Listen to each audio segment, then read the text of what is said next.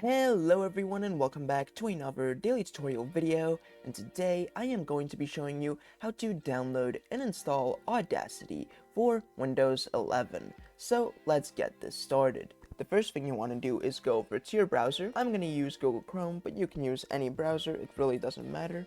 And you just want to go over to the search bar or just go to the description and click the link that will take you directly to the download page. But here you just want to type in Audacity, just like that, and click on Audacity Free Audio Editor.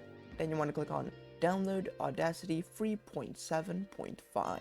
Now, as you can see, we're going to have Audacity installer via MuseHub, and we just click on Done. Here, it's just going to download and install MuseHub as well as Audacity. So just wait for MuseHub and Audacity to be installed, and as you can see right here, the first thing we see is Audacity by Muse Group. So just click on install, and as you can see, it's going to download Audacity.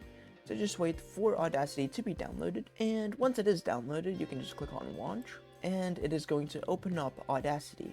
As you can see, we are now inside of Audacity, and if I just click on this right here, and I just start recording, hello, I am now recording using Audacity. As you can see, everything works, and you can just do everything from here. It's very simple. It has a lot of effects, it has a lot of tools, a lot of generate stuff. You can do a lot. But yeah, that is how to download and install Audacity for Windows 11. If you enjoyed this video, don't forget to like and subscribe and turn on notifications, and I will be seeing you in the next one. Peace!